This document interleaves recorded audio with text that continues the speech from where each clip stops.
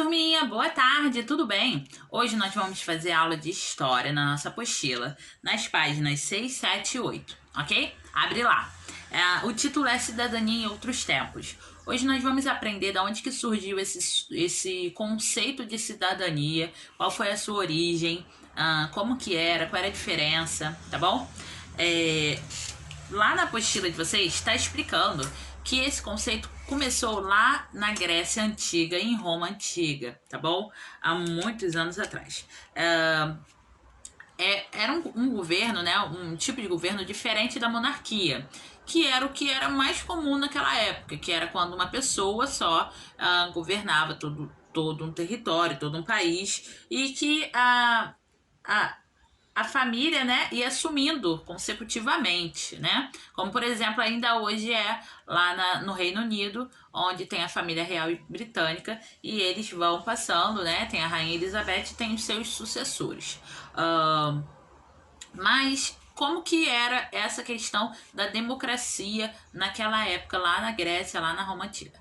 Bom, a democracia, ela tem por si, né, o governo do povo. Na verdade, ela significa o governo dos demos, né? Tinha na Grécia esse significado. E o que eram os demos? Demos eram os grupos que formavam a população, tá? Então, o que acontece?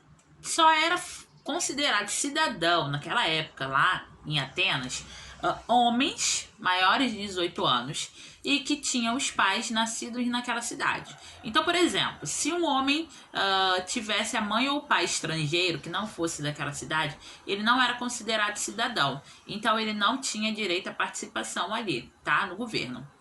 As mulheres também não tinham direito à participação. E as pessoas estrangeiras que se mudaram para lá, ou então que nasceram em outra cidade, mas que foram criadas ali, elas também não tinham o direito de ser consideradas cidadãos. Então, não participavam das votações, não participavam ativamente do governo. Como as decisões eram tomadas? Uma pessoa escolhia, um grupo de pessoas escolhia? Bom, tinha uma praça nessa cidade chamada Agorá,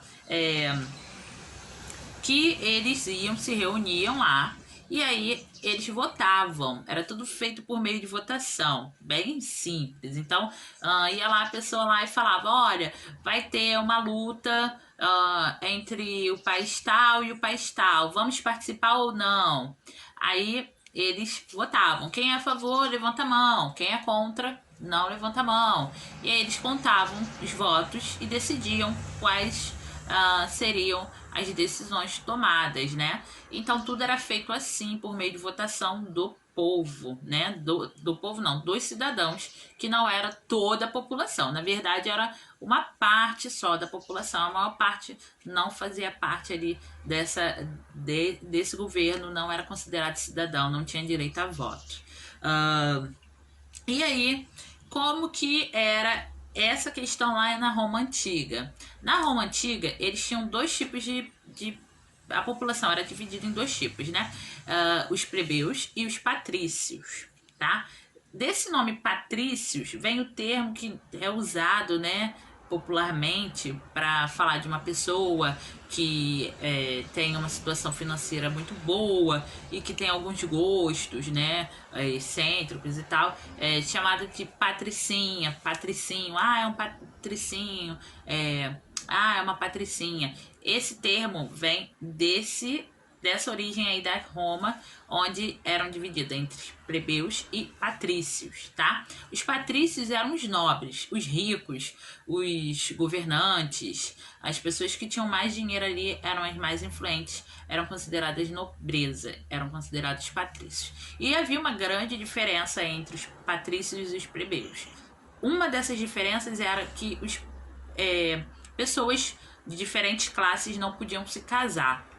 Se uma pessoa patrícia se apaixonasse por uma pessoa plebeia, ela não poderia se casar, tá? E também os plebeus, se eles devessem algum dinheiro, tivessem alguma dívida com o patrício e não pudesse pagar, não tivesse dinheiro para pagar, ele poderia pagar, né? Na verdade, o patrício poderia exigir que ele virasse seu escravo. Então, ele se tornava escravo por não ter como pagar a sua dívida. Então, era uma coisa bem diferente, né? E aí, os plebeus, insatisfeitos com isso tudo, começaram a lutar, começaram a guerrear ali com os patrícios e acabaram vencendo. Então eles passaram a ter o direito a ter um representante no Senado, que era o Senado. O Senado era um conjunto, né, era um grupo de patrícios que governavam ali o país, tomavam as decisões. Então, os plebeus tiveram direito a ter um representante ali no Senado para poder, né, também decidir a favor deles. Afinal, os patrícios sempre decidiam o que era de melhor, né, pensamento, melhor influência, de que fosse beneficiasse melhor a eles, né? Então os plebeus passaram a ter um representante. Eles tiveram direito a acabar com essa história de virar escravo porque estava devendo, e também acabaram com essa diferença de que um plebeu não pudesse se casar com um patrício, tá? E aí eles começaram a ter um governo um pouco mais, né, democrático, inserindo todo o grupo ali representado por uma pessoa. E qual é a diferença dessas cidadanias dessa época, dessas democracias para a nossa democracia de hoje? Bom, como nós vimos, né, lá na época da Grécia, toda a população, todos os cidadãos iam ali para aquela praça e votavam. Hoje em dia nós não temos esse tipo de democracia. A nossa democracia é um pouco mais parecida com a da Roma Antiga. Porém, da Roma Antiga, as pessoas não escolhiam quais patrícios faziam parte, né? Os plebeus não tinham esse direito. Já na nossa democracia, a gente escolhe, né, os políticos que vão fazer parte ali do governo para nos representarmos, né? Então, por exemplo, você vai votar num senador, num deputado estadual, num deputado federal, num prefeito, num governador, num presidente, num senador, né, num vereador. Então você escolhe quem você acha que vai te representar melhor ali.